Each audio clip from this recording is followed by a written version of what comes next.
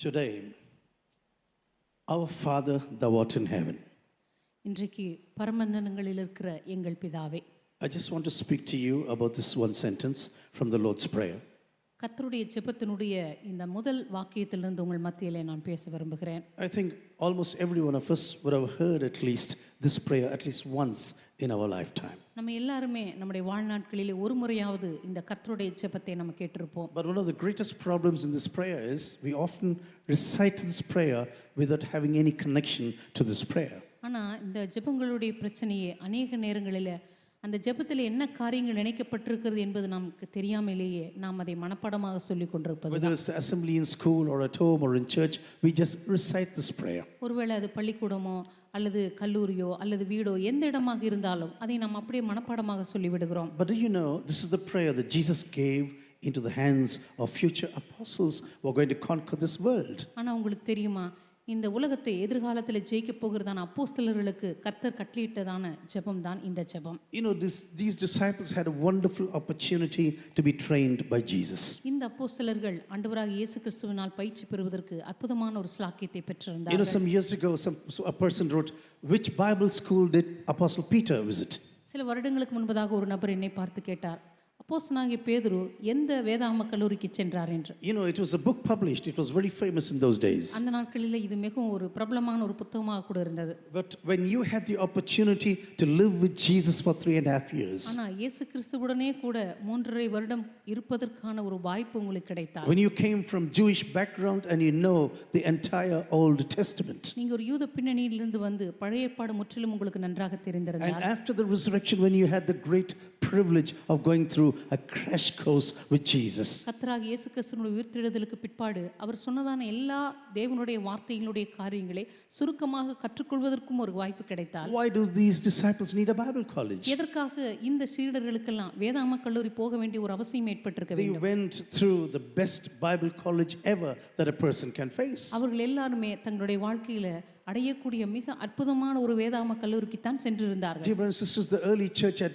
4 very important pillars. கருமையான சகோதர சகோதரிகளே, ஆதி சபையிலே முக்கியமான 4 தூண்கள் காணப்பட்டன. First was the teaching of the apostles, முதலாவது அப்போஸ்தலருடைய உபதேசம். because they did not have the New Testament yet in their hands. ஏனென்றால் அதுவரைக்கும் அவருடைய கரங்களிலே அச்சடிக்கப்பட்ட புதிய ஏற்பாடு இருக்கவில்லை. They were people who were really praying, and this they learnt it from Jesus. அவர்கள் நன்றாக செபித்தார்கள். அந்த ஜெபத்தை ஆண்டவராகிய இயேசுவிடமிருந்தே கற்றுக்கொண்டிருந்தார்கள். In these 3.5 years, they were walking along with Jesus and they listened to everything what he was praying. 3 வருடங்கள் கர்த்தராகிய இயேசுவோடு கூடவே அவர்கள் இருந்தார்கள். அவர் ஜெபித்த எல்லா ஜெபங்களையும் அவர்கள் கேட்டிருந்தார்கள். John 17 is a wonderful prayer of Jesus. யோவான் 17ஆம் அதிகாரம் இயேசு கிறிஸ்துவினுடைய அற்புதமான ஒரு ஜெபமாய் காணப்படுகிறது. People would say, theologians would say, it's the holiest or holy of holies in the New Testament. இறையியல் வல்லுநர்கள் சொல்லுவார்கள், புதிய ஏற்பாட்டினுடைய மகா பரிசுத்த ஸ்தலம் தான் யோவான் எழுதின சுவிசேஷம் 17ஆம் அதிகாரம். And I would really recommend that every one of you learn this chapter by heart. உண்மையாகவே நீங்கள் ஒவ்வொருவரும் இந்த அதிகாரத்தை மனப்பாடமாக படிக்கும்படியாக நான் சிபாரிசு செய்வேன். Somehow when Jesus was going down from the Mount of Olives, எப்படியோ அன்றைக்கு ஒலிவ மலையிலிருந்து ஆண்டவராகிய இயேசு கிறிஸ்து கீழே இறங்கி வந்தபோது, he is passing through the valley of Kedron, அன்றைக்கு கெதரோன் பள்ளத்தாக்கின் வழியாக கடந்து and சென்றிருப்பார். all the animals slaughtered in the temple, the blood is flowing through this river right now. அன்றைக்கு தேவாலயத்தில் பலி செலுத்தப்பட்டதான எல்லா மிருகங்களுடைய ரத்தமும் அந்த பள்ளத்தாக்கினுடைய ஆற்றின் வழியாய் And ஓடிக்கொண்டிருந்தது. before he can go through Garden Gethsemane, அன்றைக்கு கெத்செமனே தோட்டத்திற்கு அவர் கடந்து செல்வதற்கு முன்பாக somehow he stops, lifts up his hands and begin to pray. ஏதோ ஒரு இடத்தில் தம்முடைய கரங்களை உயர்த்தி அவர் ஜெபிக்க ஆரம்பித்திருப்பார். He's praying for those disciples, but also for the future disciples. அன்றைக்கு அவர் தன்னுடைய சீடர்களுக்காக ஜெபித்தது மாத்திரமல்ல, எதிர்காலத்தில் வரப்போகிறதான சீடர்களுக்காகவும் அவர் ஜெபிக்க And ஆரம்பித்தார். Apostle John was very close to Jesus in those days. அன்றைக்கு அப்போஸ்தலனாகிய யோவான் இயேசு கிறிஸ்துவுக்கு மிகவும் நெருக்கமாக இருந்த அந்த சீடர். I do not know how he remembered the entire prayer, அவர் எப்படி அந்த முழு ஜெபத்தையும் ஞாபகம் வைத்திருந்தார் என்று எனக்கு but தெரியவில்லை. everything has been mentioned in John chapter 17. ஆனா எல்லாமே யோவான் 17ஆம் அதிகாரத்துல அங்கே பதிவு செய்யப்பட்டிருக்கிறது. And then it was love, love and love in the early church. அதற்கு பிற்பாடு ஆதி சபையில பார்ப்பதெல்லாம் அன்பு அன்பு அன்பு Even மாத்திரமே. though they came from different backgrounds, அவர்கள் எல்லாம் வித்தியாசமான பின்னணியிலிருந்து சபைகளுக்குள்ள whether வந்திருந்தார்கள். they were Romans or Greeks, அவர்கள் ரோமர்களாய் இருந்தாலும் கிரேக்கர்களாய் யூதர்களாக இருந்தாலும், Jews and non-Jews, அவர்கள் யூதர்களாக இருந்தாலும் யூதர் அல்லாதவர்களாக saved இருந்தாலும், prostitutes or whatever, former slaves, for example. ஒருவேளை ஆரம்ப நாட்களில் அவர்கள் ஒரு விபச்சாரிகளாகவோ அல்லது வேறு எந்த பின்னணியத்திலிருந்து ரட்சிக்கப்பட்டு சபைக்குள்ள வந்திருந்தாலும், Every one of them was sharing everything and they were happy in the church. எல்லாருமே தங்களுக்குள்ளதை ஒருவருக்கொருவர் பகிர்ந்து கொண்டு சபைக்குள்ளாக மிகுந்த சந்தோஷமா இருந்தார்கள். And this is what historians found so astonishing in those days. இதைத்தான் வரலாற்று நிபுணர்கள் பார்த்துவிட்டு மிகவும் ஆச்சரியப்பட்டு போயிருக்கிறார்கள். How can these people remain together? எப்படி இந்த ஜனங்கள் எல்லாம் ஒருவரோடொருவர் இவ்வளவு ஐக்கியமாக ஒன்றாக இருக்க முடிகிறது? They were believing in a man called Jesus, அவர்கள் இயேசு என்கிறதான ஒரு நபரை நம்புகிறார்கள். and they come together and worship this Jesus. அவர்கள் எல்லாரும் இணைந்து இந்த இயேசுவை They ஆராதிக்கிறார்கள். have no idols. அவர்களுக்குள்ள எந்த விக்கிரகத்தையும் பார்க்க They முடியவில்லை. say God is a spirit and those who worship him must worship in spirit and in truth. அவர்கள் சொல்லுகிறார்கள், எங்கள் தேவன் ஆவியாய் இருக்கிறார், அவரை தொழுது கொள்ளுகிறவர்கள் ஆவியோடும் உண்மையோடும் அவரை தொழுது கொள்ள வேண்டும் But என்று. when you watch them, they are so much full of love. ஆனால் அவருடைய வாழ்க்கையை பார்க்கும் பொழுது அவர்கள் முற்றிலும் அன்பு நிறைந்தவர்களாக இருக்கிறார்கள். And fourthly, they worship one person, and that is the Lord Jesus Christ. நான்காவது, அவர்கள் ஒரே ஒரு தேவனை ஆராதிக்கிறார்கள், கர்த்தராகிய இயேசு கிறிஸ்து என்கிறதான ஒரே தேவனை. All honor and glory to this one single person. எல்லா கனத்தையும் மகிமையும் புகழையும் இந்த ஒரே தேவனுக்கு மாத்திரமே அவர்கள் But I செலுத்துகிறார்கள். want to come back to the point of prayer this evening. ஆனா இந்த மாலை வேளையிலே ஜெபம் என்கிறதான அந்த தலைப்பிற்கு நேராக நான் வர Dear விரும்புகிறேன். brothers and sisters, prayer is a matter of discipline. எனக்கு அருமையான சகோதர சகோதரிகளே, ஜெபம் என்று சொல்லும் பொழுது அது ஒரு ஒழுக்கத்தின் அடையாளமாக இருக்கிறது. It is a matter of discipline in our personal lives. நம்முடைய தனிப்பட்ட வாழ்க்கையிலே அது ஒரு ஒழுக்கத்தின் அடையாளமாக இருக்கிறது. Sometimes people pray like this. சில நேரங்களிலே மக்கள் இப்படி ஜெபிப்பார்கள். Lord, I want to get up at 4 o'clock in the morning. ஆண்டவரே, நான் காலை 4 மணிக்கு எழுந்திருக்க வேண்டும். Lord, if it is your will, please wake me up at 4 o'clock. ஆண்டவரே, உமக்கு சித்தமானால் காலை 4 மணிக்கு என்னை எழுப்பி விடும். The first day is functioning, முதல் நாள்ல ஒருவேளை எப்படியோ நடக்கும், and the second day it's not functioning. ஆனா ரெண்டாவது நாள் நடக்காது. Do you know what they will do? அவர்கள் என்ன சொல்லுவார்கள் தெரியுமா? Lord, why did you not wake me up at 4 o'clock? ஆண்டவரே, நீங்க ஏன் என்ன காலையில 4 மணிக்கு எழுப்பி விடல? I told you already, Lord, wake me up at 4 o'clock. நான் தான் உங்ககிட்ட ஏற்கனவே சொன்னேனே, காலையில 4 மணிக்கு உமக்கு சித்தமானால் என்னை எழுப்பி விடுங்கன்னு சொல்லி. Sometimes we are excellent blame shifters. சில நேரத்துல நம்ம ரொம்ப அற்புதமா மத்தவங்க மேல பழி போடுறதுல ரொம்ப வல்லவர்களா இருப்போம். Lord, if you had awakened me at 4 in the morning, ஆண்டவரே, நீங்க என்ன 4 மணிக்கு எழுப்பாதனால, so I couldn't get up now. அதனால தான் நான் வந்து எழுந்திருக்கல. What about an alarm clock? சரி, நீங்க வந்து ஒரு alarm வச்சிருக்கலாமே, It's not very costly. அது வந்து ரொம்ப ஒன்றும் விலை கொடுக்க வேண்டியதில்லை. If you just have an alarm clock for 300 rupees or 400 rupees, ஒரு 300 ரூபாய் 400 ரூபாய் கொடுத்தா நீங்க ஒரு கடிகாரத்தை வாங்கி உங்களை எழுப்புவதற்கு அந்த இடத்துல நீங்க ஒரு ஒளியை நீங்க வந்து செட் பண்ணி வச்சுக்கலாம். waking up at a specific time will be very easy. ஒரு குறிப்பிட்ட நேரத்துல உங்களை எழுப்புறதுக்கு அந்த சத்தம் உங்களுக்கு போதுமானதா இருக்கும். When Jesus was teaching these disciples about prayer, இயேசு கிறிஸ்து தன்னுடைய சீடர்களுக்கு ஜெபத்தை பற்றி பிரசங்கித்த our போது, Father thou art in heaven. பரமண்டலங்களில் இருக்கிற எங்கள் பிதாவே, You have to know that you have to do with your Father in heaven when you come to prayer. நீங்கள் ஜெபத்திற்கு வரும்பொழுது பரலோகத்தில் இருக்கிறதான பிதாவோடு கூட நீங்கள் இணைந்து கொள்ளுகிறீர்கள் என்பதை அறிந்து Dear கொள்ளுங்கள். brothers and sisters, you can have two ways in order to come to the presence of God. எனக்கு அருமையான சகோதர சகோதரிகளே, ஆண்டவருடைய பிரசன்னத்துக்கு வருவதற்கு 2 வழிமுறைகள் இருக்கின்றன. You can use prayer as a supermarket or even as a business for your life. ஒன்று, ஆண்டவருடைய சமூகத்துக்கு வரும்போது நீங்க ஏதோ சாதாரணமா ஒரு வியாபாரத்தில் இருக்கிற ஒரு அன்பை போல ஆண்டவர்கிட்ட பேசலாம். In this friendship that is almost like a business, இந்த வியாபார நுட்பத்தை பொறுத்த வரைக்கும் அந்த இடத்துல வந்து ஒரு வியாபார தொழிலை போல ஒருவரோட ஒரு அன்பு it's செலுத்துவோம். all about what you can give to God. நீங்க வந்து என்ன ஆண்டவருக்கு கொடுக்க முடியும்? Lord, I give you this and this and this to you every day, ஆண்டவரே, இதெல்லாம் நான் உங்களுக்கு ஒவ்வொரு நாளும் கொடுப்பேன். and I want to be like a business person. நான் வந்து ஒரு வியாபாரம் செய்கிற நபரை போல. I want to just pray to you and ask certain things like a supermarket. நான் உங்களிடத்துல ஜெபிப்பேன்.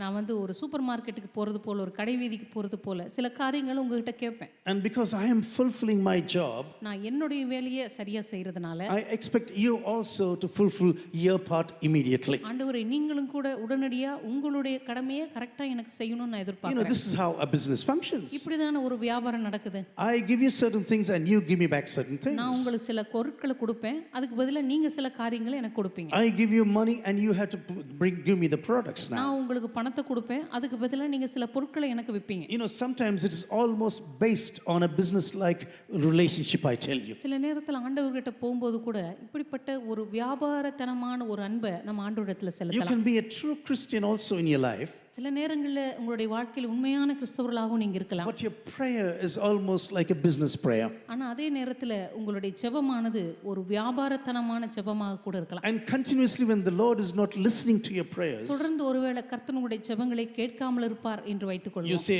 how Lord, why are you not answering my prayers? உடனடியாக நீங்கள் சொல்லுவீங்க, ஆண்டவரே எப்படி என் ஜெபத்தை நீங்கள் கேட்காம போன? I have put everything into this prayer life. நான் இந்த ஜெப வாழ்க்கையில் எல்லாவற்றையும் நான் வைத்தேன். I am talking and talking to you incessantly. ஆண்டவரே உங்களோடு கூட தொடர்ந்து நான் பேசிக்கிட்டே இருந்தேன். I do everything possible to reach you. ஆண்டவரே உம்மை அடைவதற்கு எல்லா உபாயங்களையும் நான் But செய்தேன். obviously you are not listening to my ஆனா prayers. பாருங்க, வெளிப்படையாவே தெரியுது நீங்க என் ஜெபத்தை கேட்கவே இல்லை. And these are the people who turn away and say, Lord, I am not going to pray to you anymore. இப்படிப்பட்ட ஜனங்கள் தான் திடீரென்று சொல்லுவார்கள், ஆண்டவர் இனிமே உங்ககிட்ட நான் ஜெபிக்கவே மாட்டேன். I tried everything to reach you. நான் உம்மை அடைவதற்கு எல்லா வழிகளையும் முயற்சித்து பார்த்தேன். From my part, I did everything possible. என்னுடைய பக்கத்திலிருந்து நான் என்னவெல்லாம் செய்ய முடியுமோ எல்லாவற்றையும் முயற்சித்து பார்த்துட்டேன். But obviously you don't want to listen to me. ஆனா பாருங்க, நீங்க என் ஜெபத்துக்கு கேட்கறதுக்கு உங்களுக்கு மனதே இல்லை. I am not going to listen to you anymore. நான் இனிமே நீங்க சொல்றதை கேட்க போறதில்லை. I have seen even people fall away from faith because of this business type of prayer. அநேக ஜனங்கள் இப்படிப்பட்டதான வியாபாரத்தனமான அன்பை தேவனிடத்தில் செலுத்தினதுனால கொஞ்ச நாட்கள் கழித்து அவர்கள் விசுவாசத்தை விட்டே விலகி போனதை நான் The பார்த்திருக்கிறேன். question is whether your prayer is based on a relationship. கேள்வி என்னவென்றால், உங்களுடைய ஜெபமானது ஒரு உறவின் அடிப்படையில் இருக்கிறதா இல்லையா என்பதுதான். Do you come to the presence of God only to receive certain things? நீங்க ஆண்டவருடைய பிரசன்னத்துக்கு வருவதே அவரிடத்திலிருந்து சில காரியங்களை பெற்றுக்கொள்வதற்கு மாத்திரம்தானா? Or are you coming to the presence of this Father because you enjoy His holy presence? அல்லது இந்த ஆண்டவருடைய பரிசுத்த பிரசன்னத்தை நீங்கள் அனுபவிக்கும்படி அவருடைய பிரசன்னத்துக்கு வருகிறீர்களா? It's wonderful to be in His presence, அவருடைய பிரசன்னத்தில் இருப்பது அற்புதமானதுதான். to enjoy things that He is going to tell you. அவர் உங்களுக்கு சொல்லுகிற காரியங்கள் எல்லாவற்றையும் கேட்டு பரவசம் அடைவது நல்லதுதான். Not only that, that you really want to hear from Him, whatever He wants to say, you are ready to listen to Him. ஆண்டவர் உங்களிடத்தில் சொல்லுகிற காரியங்களை கேட்பதற்கு நீங்கள் ஆயத்தமா இருப்பதும் நல்லதுதான். You know, Jesus, when He spoke about people in those days during His own lifetime, இயேசு கிறிஸ்து இந்த பூமியில் வாழ்ந்த பொழுது அப்பொழுது வாழ்ந்த சில ஜனங்களுடைய வாழ்க்கையை பற்றி பேசியிருக்கிறார். there were people who were standing on the streets and they were doing as if they were praying. ஒரு சிலர் சந்தை வெளிகளிலும் தெரு முனைகளில் நின்று கொண்டு ஜெபிப்பதை போல மற்றவர்களுக்கு நடித்துக் கொண்டிருந்தார். They want others to see them and saying, oh, that's a very pious person. அவங்க எல்லாம் ஜெபிக்கிறத மத்தவங்க பார்த்து, அடடா எவ்வளவு ஒரு பயங்கரமான ஜெப வீரன் என்று மத்தவங்க In the சொல்லணும்ங்கறதுக்காக midst of the street, they are standing up and lifting up their hands. அவங்க சந்தை வெளிகளிலும் தெரு முனைகளில் நின்று கரங்களை உயர்த்தி They want everyone to see and tell them, hey, you are such a wonderful, pious person. சுற்றி இருக்கிறவங்க எல்லாம் அவங்கள பார்த்து சொல்லணும், எவ்வளவு ஒரு நல்ல பக்தியுள்ள மனுஷன், எவ்வளவு நல்லா ஜெபிக்கிறாரு அப்படின்னு And சொல்லணும். Jesus says, don't be ever a hypocrite. அதனால தான் இயேசு கிறிஸ்து சொன்னார், நீ ஒரு மாய்மாலக்காரனை போல் இருக்க வேண்டாம். I told you very often the word hypocrite means actor. அடிக்கடியாய் சொல்லியிருக்கிறேன், மாய்மாலம் என்கிறதான வார்த்தையினுடைய அர்த்தமே நடிப்பு. It came from the world of drama in the Greek language. கிரேக்க மொழிகளிலே அந்த நாட்களில் நாடகத்தில் நடிக்கிறவர்கள்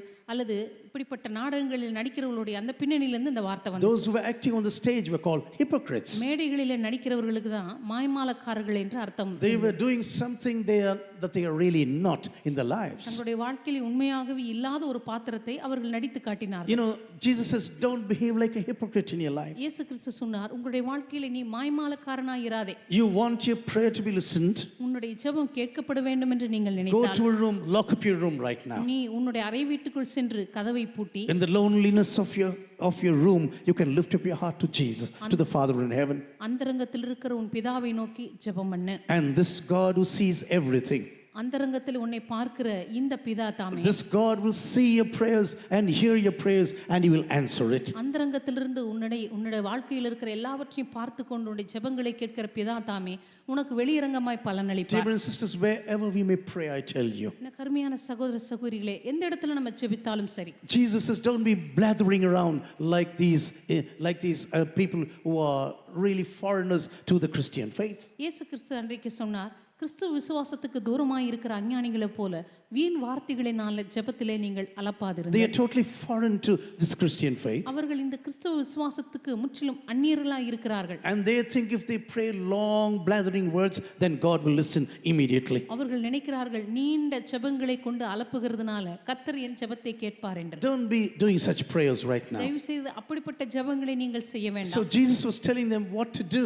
and what not to do. எனவே இயேசு கிறிஸ்து சொன்னார், எதை செய்ய வேண்டும் எதை செய்யக்கூடாது என்று. I tell you, Jesus was a very keen keen observer of a society. இயேசு கிறிஸ்து சமுதாயத்தை மிக அற்புதமாக உற்று நோக்கக்கூடிய ஒரு நபராக இருந்திருக்கிறார். Even in the synagogues or in temples in those days, அந்த நாட்களிலே தேவாலயங்களிலோ அல்லது ஜெபாலயங்களுக்கோ அவர் வரும்போது some people thought, oh, they are very pious. ஒரு சிலர் நினைத்தாங்க தன்னை ரொம்ப பக்திமானாக காண்பிக்க நினைத்தாங்க. We don't mix with any sinners. நாங்க எந்த பாவிகளோடு கலந்துக்க மாட்டோம். If they see any sinner inside the temple in those days, அந்த நாட்களில தேவாலயங்களுக்குள்ள ஏதாவது பாவிகளை பார்த்தா they will say, hey, please throw that fella out right now, உடனடியாக அவங்க சொல்லுவாங்க அந்த பாவியை உடனடியாக வெளியேற்று.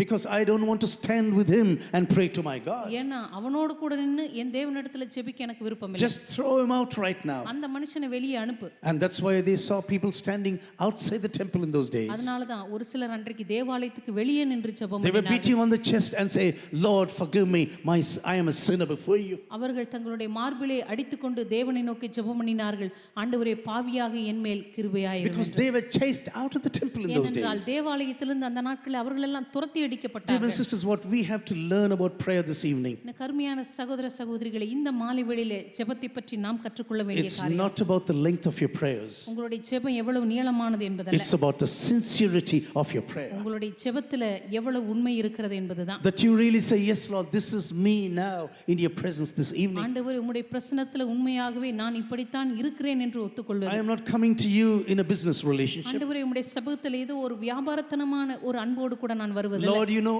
everything before I can utter my prayers. You know everything already. ஆண்டவரே நான் ஜெபிப்பதற்கு முன்பதாகவே எல்லாவற்றையும் நீர் அறிந்திருக்கிறீர். But even though you know everything, ஆண்டவரே நீர் எல்லாவற்றையும் அறிந்திருந்தாலும் கூட I will pray as if everything depends on my prayer. எல்லாம் என்னுடைய ஜெபத்திலேயே சார்ந்திருப்பது போல நான் ஜெபிப்பேன். To prove my trust upon you. ஆண்டவர் உம்மீது இருக்கிற என்னுடைய நம்பிக்கையை நான் வெளிப்படுத்தும்படியாக Lord, I pray as if everything depends on my personal prayer. ஆண்டவரே என்னுடைய தனிப்பட்ட ஜெபத்தை எல்லாம் சார்ந்திருப்பதை போலவே நான் ஜெபிப்பேன். You will find these people not only in those days but even today in the church of Jesus. இப்படிப்பட்ட ஜனங்களை அந்த நாட்களில் மாத்திரமல்ல இன்றைக்கு கூட இயேசுவின் சபையிலே நீங்கள் பார்க்க Dear முடியும். brothers and sisters, there could be hypocrites who really want to show off to other people. அருமையான சகோதர சகோதரிகளே தங்களையே பக்திமான்களாக காண்பிக்க விரும்புகிற ஜனங்கள் அநேகர் இன்றைக்கும் இருக்கிறார்கள். You can weep, you can shout, you can do anything in the presence of God. நீங்க ஆண்டவருடைய பிரசன்னத்தில் அழலாம், சத்தமிடலாம், எதை வேண்டுமானாலும் செய்யலாம். But the question is whether it is real. ஆனா கேள்வி என்னவென்றால் அதிலே எவ்வளவு உண்மை இருந்தது என்பதுதான்.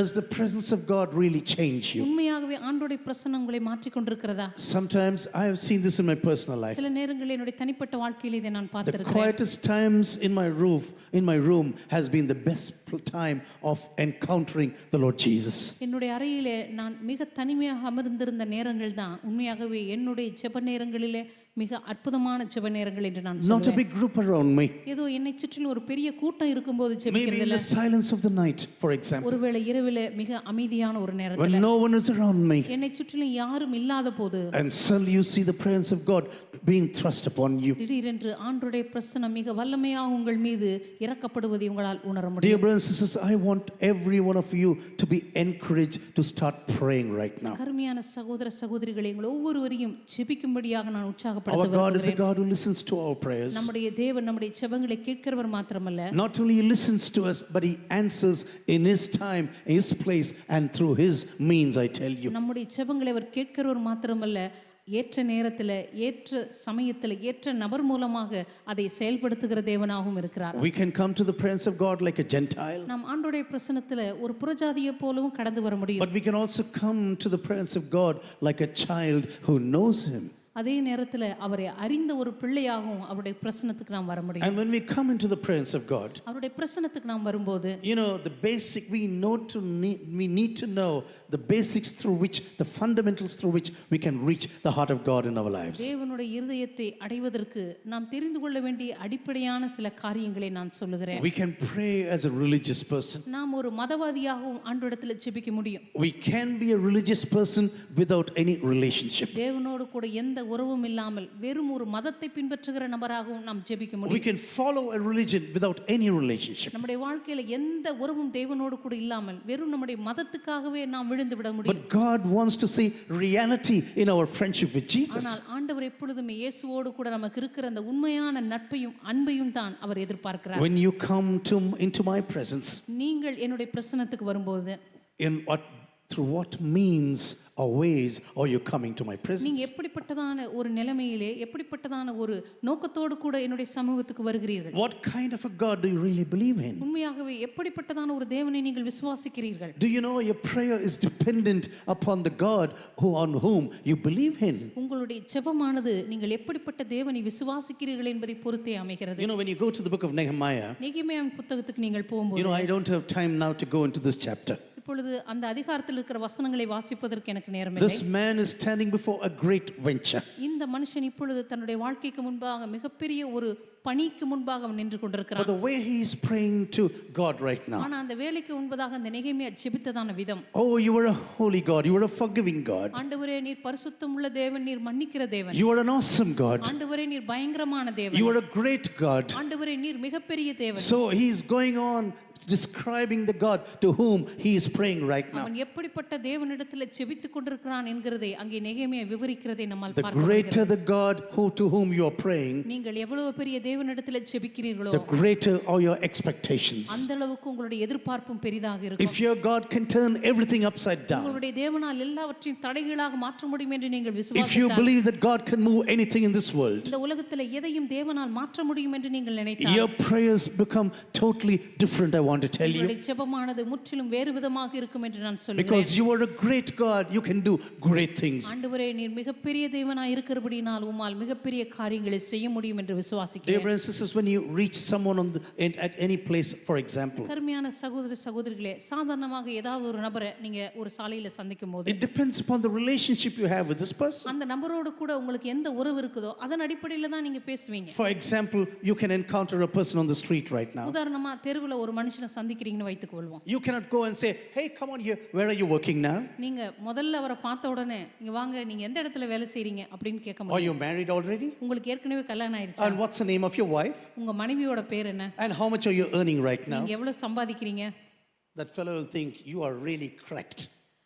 அப்படி கேட்டிங்கன்னா அவர் யோசிப்பாரு, இந்த மனுஷனுக்கு ஏதோ பைத்தியம் பிடிச்சிருக்கு போல. Hey, what do you think right now? ஏய் நீ என்ன நினைச்சிட்டு இருக்க? We are meeting on the street for the first time. இப்பதான் தடவை தெருவில் உங்களையே நான் பார்க்கறேன். And you want to know where I work, how much I am earning now? தடவை என்ன பார்த்த உடனே நான் எங்க வேலை செய்யறேன், எனக்கு கல்யாணம் ஆயிடுச்சா, இந்த கேள்வியெல்லாம் கேட்டுட்டு What's the இருக்கீங்க. name of your wife and children? உங்க மனைவியோட பேர் என்ன, உங்க பிள்ளைங்களோட பேர் என்னலாம் He will கேட்டுட்டு say, come on, get lost right now. அந்த மனுஷன் உங்களை பார்த்து சொல்லுவாரு, தயவு செய்து இங்க இருந்து ஓடி போயிரு. You can ask ordinary things, for example. நீங்க ஆனா முதல் முறையா சந்திக்கும் போது ஒரு சாதாரணமான சில காரியங்களை நீங்க Sir, கேட்கலாம். what's the time right now?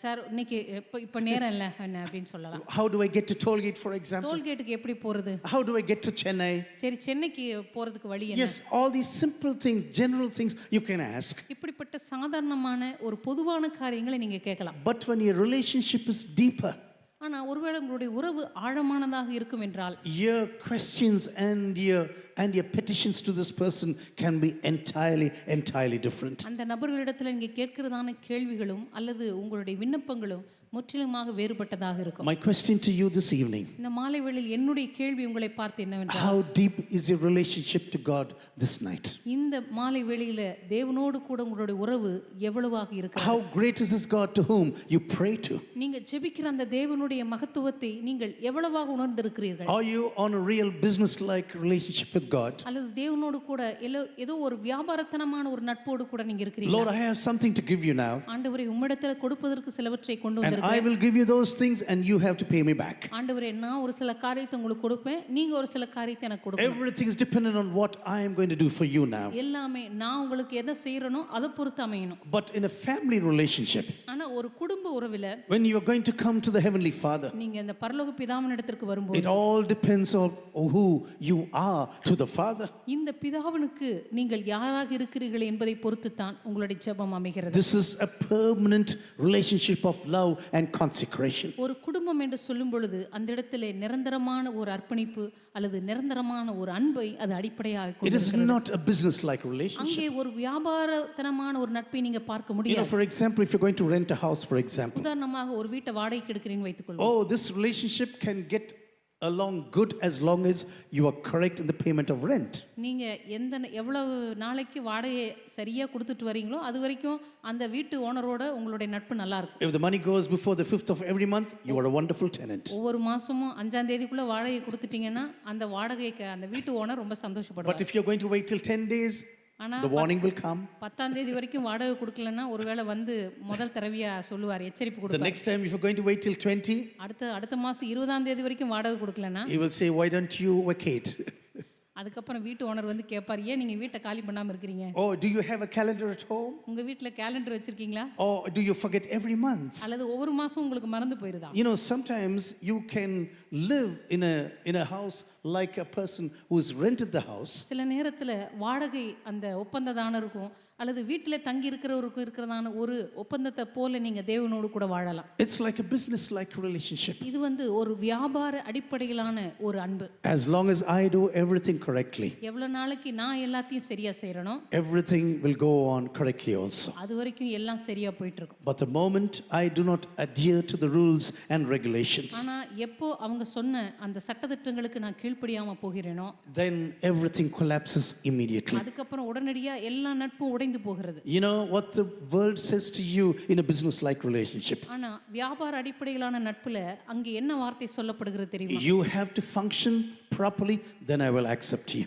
நான் சொல்றபடி நீங்க எல்லாவற்றையும் கரெக்டா செஞ்சேன்னா நான் உன்னை ஏற்றுக்கொள்வேன். But you know what the Lord is telling you this evening? ஆனா கர்த்தர் இந்த மாலை வேளையில் உங்களை பார்த்து என்ன சொல்கிறார்? I have already accepted you as my son and daughter. நான் ஏற்கனவே உன்னை என்னுடைய மகனாகவும் மகளாகவும் ஏற்றுக்கொண்டேன். And so function properly in the future. அதனால எதிர்காலத்துல நீ நல்ல பிள்ளையாக நடந்து And function and come into my family according to my own expectations. நான் உன்னிடத்தில் எதிர்பார்க்கிறதான அந்த அடிப்படையில என்னுடைய சமூகத்திலே நீ நடந்து கொள். If you're going to be in a business-like relationship with God, ஒருவேளை தேவனோடு கூட இந்த வியாபார அடிப்படையிலான ஒரு அன்போடு கூட நீங்க if இருப்பீர்களானால் your prayers are not going to be answered, for example, உங்களுடைய ஜெபங்களுக்கு பதில் தராமல் இருக்கப்படுமானால் maybe some people are here this evening even. ஒரு சிலர் ஒருவேளை இந்த மாலை வேளையில் இங்க இருக்கலாம். I am praying and praying, nothing is happening. நான் ஜெபிக்கிறேன் எனக்கு எதுவுமே கிடைக்க மாட்டேங்குது. No prayers are being answered. என்னுடைய ஜெபங்களுக்கெல்லாம் எந்த பதிலும் வரவே இல்லை. What's the point of my praying? என்னுடைய ஜெபத்துக்கு என்னதான் பதில்?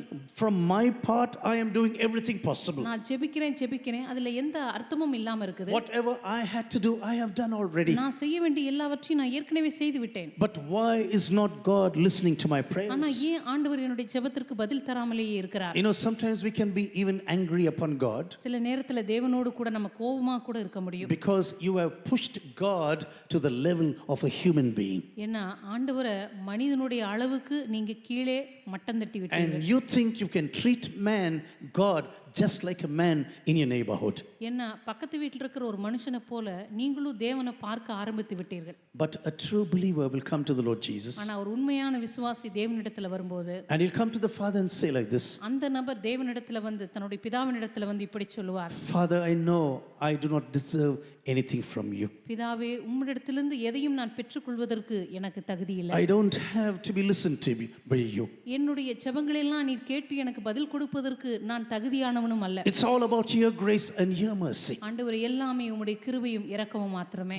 The life that I had to lead, you have led already. ஆண்டவரே, நான் வாழ வேண்டிய வாழ்வை நீர் எனக்காக The வாழ்ந்தீர். death I had to go through, you have died already. ஆண்டவரே, நான் மரிக்க வேண்டிய அந்த மரணத்தை எனக்காக நீர் கடந்து சென்றீர். Lord, I want to seek your face just for this relationship. ஆண்டவரே, இந்த உறவிற்காகவே உம்முடைய முகத்தை நான் தேட And விரும்புகிறேன். because of your holy presence, I just want to sit in your holy presence and just enjoy you. ஆண்டவரே, உம்முடைய பரிசுத்த பிரசன்னத்துக்காகவே உம்முடைய சமூகத்தில் அமர்ந்து உம்முடைய பரிசுத்த பிரசன்னத்தை நான் அனுபவிக்க A விரும்புகிறேன். child that really loves a father ஒரு குழந்தை தன் தகப்பனை உண்மையாகவே நேசிக்குமானால் doesn't expect something for every time they sit together. தகப்பனோடு கூட உட்கார்ந்திருக்கிற ஒவ்வொரு முறையும் ஏதாவது ஒன்றை எதிர்பார்த்துக்கிட்டு இருந்தா This child will say, no, Papa, I just want to enjoy you. ஆனா அந்த குழந்தை சொல்லும், இல்லை அப்பா, உங்களுடைய சமூகத்துல உட்கார்ந்து உங்களுடைய பிரசன்னத்தை மாத்திரம் நான் I அனுபவிக்க want to விரும்புகிறேன். spend time with you. நான் உங்களோட கூட நேரத்தை செலவழிக்க விரும்புகிறேன். I want to gaze into the beauty of your face நான் right உங்களுடைய now. முகத்தினுடைய அழகை பார்த்து அதை நான் ரசிக்க I விரும்புகிறேன். just want to enjoy your presence, that's all. நீங்க என் பக்கத்துல இருக்கிறத பார்த்து நான் ரொம்ப சந்தோஷப்பட விரும்புகிறேன். Being in your presence fills my heart with fullness of joy. உங்களுடைய சமூகத்துல நான் உட்கார்ந்திருக்கிறதே என்னுடைய இருதயத்தை மகிழ்ச்சியினால் And நிரப்புகிறது. this is the reason why I come to you. இந்த காரணத்துக்காக தான் உங்களுடைய சமூகத்துக்கு நான் வருகிறேன். You know, as I was meditating on the scripture for over 10 days now, இந்த வசனங்களை கிட்டத்தட்ட 10 நாட்களாக நான் தியானித்துக் you know, I கொண்டிருக்கும்போது came to Luke chapter 15. லூக்கா எழுதின சுவிசேஷம் 15ஆம் அதிகாரத்திற்கு நேராக என்னுடைய As I கவனம் told you, திரும்பியது. Jesus was a wonderful observer. நான் ஏற்கனவே உங்களுக்கு சொன்னேன், இயேசு கிறிஸ்து சமுதாயத்தை அற்புதமாக உற்று நோக்கக்கூடிய ஒரு நபர். Whenever you read a parable, எப்பொழுதெல்லாம் ஒரு உவமையை நீங்கள் you வாசிக்கிறீர்களோ must read the reason for this parable. அந்த இடத்துல எந்த காரணத்துக்காக ஆண்டவர் அந்த உவமையை சொன்னார் என்பதை And in நீங்கள் Luke chapter 15, the reason is put on the very beginning of this chapter. லூக்கா எழுதின சுவிசேஷம் 15ஆம் அதிகாரத்தினுடைய ஆரம்பத்திலேயே அந்த உவமைக்கான காரணம் சொல்லப்பட்டிருக்கிறது. Because there were people who thought, oh, this man is eating with sinners. What type of the Son of God is this man? அங்கே சுற்றி இருக்கிற ஜனங்கள் சொன்னார்கள், இதோ இந்த இயேசு கிறிஸ்து ஆயக்காரோடும் பாவிகளோடும் சாப்பிடுகிறாரே, He says he's the Messiah. இவர் தன்னை மேசியா என்று அழைத்துக் கொள்கிறார், How can he ever mingle with sinners? இவர் எப்படி போய் பாவிகளோடு கூட உட்கார்ந்து சாப்பிடுகிறார் என்று But கேட்டார். Jesus again and again it says, when one sinner comes to God, ஆனா இயேசு கிறிஸ்து சொன்னார், ஒரு பாவி தேவனிடத்தில் மனம் a திரும்பும்போது huge party is thrown in heaven immediately. பரலோகத்திலே மிகப்பெரிய ஒரு கொண்டாட்டம் கொண்டாடப்படுகிறது. Just one sinner who turns to God இந்த உலகத்திலே ஒரு பாவி மனம் will திரும்பும்போது turn the situation in heaven upside down. பரலோகத்தில் இருக்கிற சூழ்நிலையே நாம் தலைகீழாக மாற்றுகிறோம். First he speaks to the men with the sheep that was lost. முதலாவது அங்க இருக்கிறதான ஆண்களிடத்திலே பேசுகிறார், காணாமற் போன ஆட்டை பற்றி. And then he speaks to the women about a coin that is lost. அடுத்தது ஒரு பெண்ணை பற்றி பேசுகிறார், காணாமற் போன ஒரு And நாணயத்தை then he பற்றி. speaks about to all the families, about 2 children this father obviously had. மூன்றாவதாக அங்க இருக்கிறதான குடும்பங்களிடத்திலே பேசுகிறார், அங்கே தொலைந்து போன அந்த இளைய குமாரனை பற்றி. You know, sometimes when you're living in a relationship with God, சில நேரங்களில் தேவனோடு கூட ஒரு உறவிலே நீங்கள் வாழும்போது you can be just like this younger son. நீங்க அந்த இளைய குமாரனை போல இருக்கலாம். You can be so bad in your thinking, உங்களுடைய எண்ணங்களில மிக மோசமான ஒரு நபராக where you இருக்கலாம். come to your father and say like this, உங்களுடைய அப்பாவிடத்துல நீங்க வந்து, Papa, I cannot wait as long as you live. அப்பா நீங்க இன்னும் எவ்வளவு நாளைக்கு உயிரோடு இருப்பீங்களோ அது வரைக்கும்லாம் நான் காத்திருக்க முடியாது. I don't want to wait until that time. நீங்க மரிக்க வரைக்கும்லாம் என்னால காத்திருக்க Why முடியாது. don't you give me the portion of the property that belongs to me already? ஏன் எனக்கு வர வேண்டிய சொத்தை ஏன் நீங்க இப்பவே எனக்கு பிரிச்சு கொடுக்க I கூடாது? know that my elder brother will get 2 portions. எனக்கு தெரியும் என்னுடைய அண்ணனுக்கு 2 பங்கு சொத்து கொடுப்பீங்க. But for me there is a single portion. ஆனா எனக்கு வந்து அந்த சொத்துல ஒரு பங்கு தான் வரும். I am not prepared to wait for you. ஆனா நீங்க மரிக்க வரைக்கும் என்னால காத்திருக்க I முடியாது. do not know whether you can really imagine this in your heart. இது உங்களுடைய இருதயத்தை உங்களால கற்பனை செய்ய முடிகிறதான்னு எனக்கு தெரியல. In this shame and honor culture, அந்த நாட்களிலே மதிப்பும் அல்லது வெட்கத்துக்கும் மிகவும் பயப்படுகிற அந்த கலாச்சாரத்துல society is watching this family. அந்த சமுதாயத்தில் இருக்கிறவங்க எல்லாம் அந்த குடும்பத்தை பார்த்திருப்பாங்க. This man is obviously a rich person in the village. இந்த கிராமத்துல இந்த மனுஷன் ஒரு மிகப்பெரிய பணக்காரரா இருந்திருக்க And வேண்டும். now this son comes and speaks like this. இப்போ அந்த இளைய மகன் வந்து இப்படி பேசுகிறான். But this father who is a picture of the heavenly father ஆனா இந்த தகப்பனும் பரலோகத்தில் இருக்கிற நம்முடைய தேவனுக்கு அடையாளமானவர். doesn't say a word. He says, yes, please take it and go. அந்த தகப்பன் எதுவுமே சொல்லாம அவனுக்கு சேர வேண்டிய சொத்தை பிரித்து கொடுக்கிறார். He just gives away the property that belongs to him. அவனுக்கு சொந்தமான அந்த சொத்தை பிரித்து கொடுத்து நீ போகலாம் என்று Dear சொல்லுகிறார். brothers and sisters, our God says, I have placed life and death before you. அருமையான சகோதர சகோதரிகளே, தேவன் நம்மை பார்த்து சொல்வது, உனக்கு முன்பாக ஜீவனையும் மரணத்தையும் நான் And I வைத்திருக்கிறேன். have given you the faculty to choose between life and death in your life. இந்த ஜீவனையோ அல்லது மரணத்தையோ தெரிந்து கொள்ளக்கூடிய அந்த திறமையும் உனக்குள்ளே நான் கொடுத்திருக்கிறேன். I am not going to force you, நான் உன்னை கட்டாயப்படுத்த போவதில்லை. but I will be extremely sad ஆனா நிச்சயமாக நான் மிகவும் வருந்துவேன். the day you walk out of this family. என்றைக்கு இந்த குடும்பத்தை விட்டு வெளியே போகிறாயோ, I and you may be dead for me in my emotional life, என்னுடைய அந்த உணர்வின் அடிப்படையில் என்னை பொறுத்த வரைக்கும் நீ மரித்து போன ஒரு மகனைப் போல இருப்பாய். but you have to do the choosing. ஆனா நீதான் அந்த தெரிந்து கொள்ள வேண்டிய காரியத்தை You செய்யணும். know, when you read this chapter completely, இந்த அதிகாரத்தை முழுவதும் நீங்க வாசித்து பார்க்கும்போது, when you meditate on every verse that is there in this chapter, இந்த அதிகாரத்துல சொல்லப்பட்டிருக்கிற ஒவ்வொரு வசனத்தை நீங்க தியானித்து பார்க்கும்போது, you cannot imagine how badly this father would have been hurt on that day. அந்த நாளிலே அந்த தகப்பன் எந்த விதமாக காயப்பட்டிருப்பார் என்பதை உங்களால் கற்பனை செய்ய முடியும். This fellow says, I want to go to a far off country. அந்த இளைய மகன் சொல்லுகிறான், நான் இந்த இடத்தை விட்டு தூர தேசத்துக்கு போகிறேன். Everything what I'm going to take belongs to you. எனக்கு சொந்தமான எல்லாவற்றையும் நான் எடுத்து போகிறேன். You are the one who gathered everything. நீங்க தான் இந்த சொத்தெல்லாம் சம்பாதிச்சீங்க. But I will take it and live according to my own ambitions. ஆனா நீங்க சம்பாதித்த இந்த சொத்தெல்லாம் எடுத்துக்கிட்டு என்னுடைய சொந்த விருப்பப்படி வாழ்வதற்கு நான் போகிறேன். I earned nothing. நான் இந்த சொத்துல எதையும் நானா சம்பாதிக்கல. Everything came from you. எல்லாமே உங்களிடத்திலிருந்து வந்ததுதான். This is what human beings do even today. இன்றைக்கு கூட மனித குலம் செய்கிற காரியம் இதுதான். All the faculties God has placed upon them, தேவன் உங்களுடைய கரத்திலே கொடுத்திருக்கிற எல்லா the நன்மைகளையும், creative abilities, ஒரு சில காரியங்களை சிருஷ்டிக்கக்கூடிய அல்லது படைக்கக்கூடிய all திறமை, the things that they can really form in life, தங்களுடைய வாழ்க்கையில அவர்களால் உண்டாக்கக்கூடிய எல்லா the திறமைகளும், faculty to think sharply in their lives. அவருடைய வாழ்க்கையில கூர்மையாக சிந்திக்கக்கூடிய அந்த திறன். And these people say, I will go and use everything for my own destruction. அப்பொழுது மனித குலம் சொல்லுகிறது, எனக்கு கடவுள் கொடுத்த எல்லா நன்மைகளையும் எடுத்து என்னுடைய சொந்த அழிவுக்காகவே அதை நான் Do பயன்படுத்த you know போகிறேன். what the worst sin in this world is? இந்த உலகத்திலேயே மிக கொடிதான பாவம் என்ன தெரியுமா? Leaving the presence of the Father. தகப்பனுடைய பிரசன்னத்தை விட்டு தூர போவதுதான். That is the worst sin I have seen. அதுதான் இந்த உலகத்திலே நான் பார்த்ததான மிக கொடிதான பாவம். As soon as you walk out of the presence of the Father, எப்பொழுது தகப்பனுடைய சமூகத்தை விட்டு நீங்கள் தூர போகிறீர்களோ, you may think you have all the liberty. ஒருவேளை நீங்க நினைக்கலாம், என் வாழ்க்கையில் எனக்கு எல்லா சுதந்திரம் கிடைத்து விட்டது. Yes, you have all the liberty for self-destruction.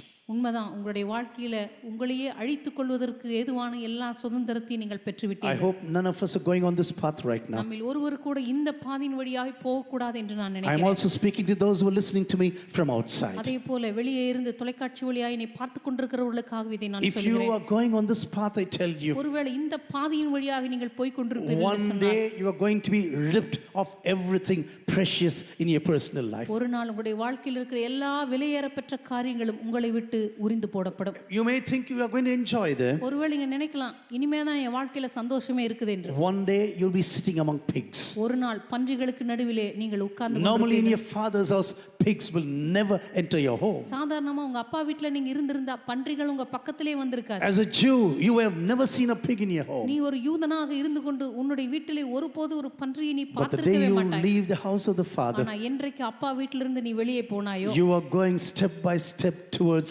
utter destruction. படிப்படியாக உன்னுடைய வாழ்க்கையிலே அழிவுக்கு நேராக, மிக கொடுமையான அழிவுக்கு நேராக நீ போய் கொண்டிருக்கிறாய். Suddenly this person thinks, oh, my sins are going up to the heavens right now. திடீரென்று இப்பொழுது இந்த மனுஷன் நினைக்கிறான், என்னுடைய பாவங்கள் வானபரியந்தம் உயர்ந்து விட்டது. You know, sometimes it is like this. சில நேரங்களில் நம்முடைய வாழ்க்கையில இப்படி இருக்கலாம். Only after we do everything, we come to real repentance. நம்ம எல்லாவற்றையும் செய்த பிற்பாடுதான் உண்மையான மனம் திரும்புதல், தெளிவே நமக்கு வரும். After we have destroyed everything possible in our நம்முடைய lives, வாழ்க்கையில் அழிக்க முடிந்த எல்லாவற்றையும் அழித்த பிற்பாடு, all our resources, நம்முடைய வாழ்க்கையில் இருந்த எல்லா வளங்களும், you took this decision in a very shameful manner, அந்த தீர்மானத்தை வெட்கத்துக்குரிய விதமாக நீங்கள் தான் எடுத்தீர்கள். and then you have come to a shameful place right now. கடைசியாக ஒரு வெட்கத்துக்குரிய இடத்திற்கும் வந்து சேர்ந்து விட்டீர்கள். And at that time you begin to think already. அந்த நேரத்துல நீங்க சிந்திக்க தொடங்குகிறீர்கள். Maybe there's someone here thinking about their past in their lives. ஒருவேளை இந்த மாலை வேளையில் இங்க இருக்கிற யாராவது ஒருவர் உங்களுடைய கடந்த காலத்தை பற்றி சிந்தித்துக் If கொண்டிருக்கலாம். I had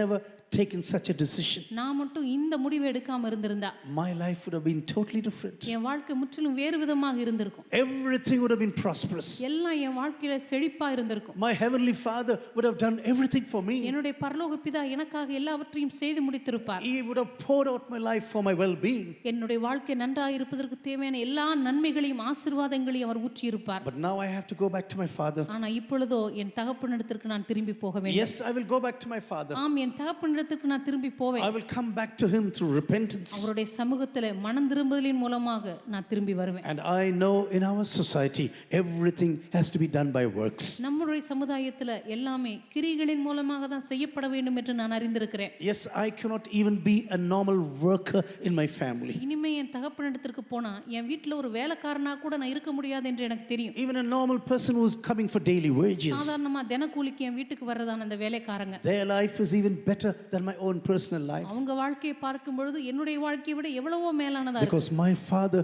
is a generous person. ஏன்னா என்னுடைய தகப்பன் ரொம்ப தாராள குணமுடையவர். You know, when you go to the book of Ezra 9:6, it says like this. எஸ்றாவின் புத்தகம் 9ஆம் அதிகாரம் 6ஆம் வசனத்தை நீங்கள் வாசித்து Oh my பார்க்கும்போது, God, I am ashamed and blush to lift my face to thee.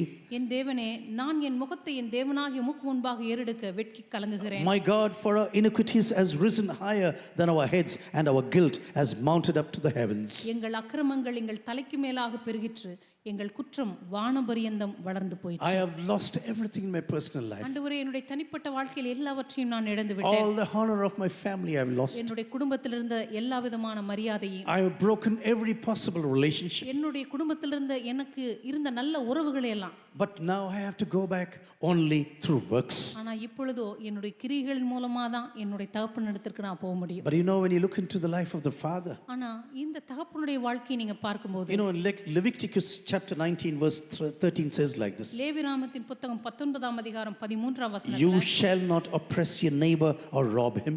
பிறனை ஒடுக்காமலும் கொள்ளையிடாமலும் இருப்பாயாக. The wages of a hired servant shall not remain with you all night until the morning. கூலிக்காரனுடைய கூலி விடியற்காலம் மட்டும் உன்னிடத்தில் இருக்கலாகாது. You know, so straight was the Bible in those days and even today. அந்த நாட்களில் கர்த்தருடைய வார்த்தை இன்றைக்கும் கூட எவ்வளவு தெளிவாக சொல்லப்பட்டிருக்கிறது. If you have a hired servant, உங்களுடைய வீட்டில் ஒரு கூலிக்காரனை நீங்க வேலைக்கு don't வச்சிருந்தா keep his payment overnight in your place. தயவு செய்து கூலிக்காரனுக்கு கொடுக்க வேண்டிய கூலியை நீ வைத்திருக்க கூடாது. Do it immediately. உடனடியா அவனுடைய வேலைக்குரிய கூலியை நீ கொடுத்து விடு. Because without that payment, that family may suffer. ஏனென்றால் அந்த கூலி இல்லாமல் அந்த குடும்பம் ஒருவேளை கஷ்டப்படும். Because our God is a God of justice. நம்முடைய தேவன் நீதியின் தேவனாய் இருக்கிறார். And God says, don't keep it at home right now. நம்முடைய தேவன் சொல்லுகிறார் அந்த கூலியை நீ ஒரு நாளைக்கு கூட உன்னோடு கூட வைத்திருக்க கூடாது. This father was obviously a very God-fearing person. இந்த தகப்பன் மிகவும் தேவனுக்கு பயப்படுகிற ஒரு நபர். And now suddenly one day his son comes back. இப்பொழுது திடீரென்று அந்த மகன் திரும்பி வருகிறதை பார்க்கிறார். Obviously it is daytime. அது பட்டப்பகலா இருக்கிறது. And that's the reason why the father could see the son coming. அதனால தான் அந்த மகன் திரும்பி வருகிறதை இவரால் தெளிவாக பார்க்க முடிகிறது. And everything is now, all the people in the village, everyone is gathering. இப்போ சுத்தி இருக்கிற அந்த கிராமத்து ஜனங்கள் எல்லாம் கூடி வந்து பார்க்கிறார்கள். Everyone knows this fellow is coming back. எல்லாருக்கும் தெரியும் இந்த ஓடிப்போன இளைய மகன் திரும்பி வருகிறான். This fellow who did so much of harm to his father.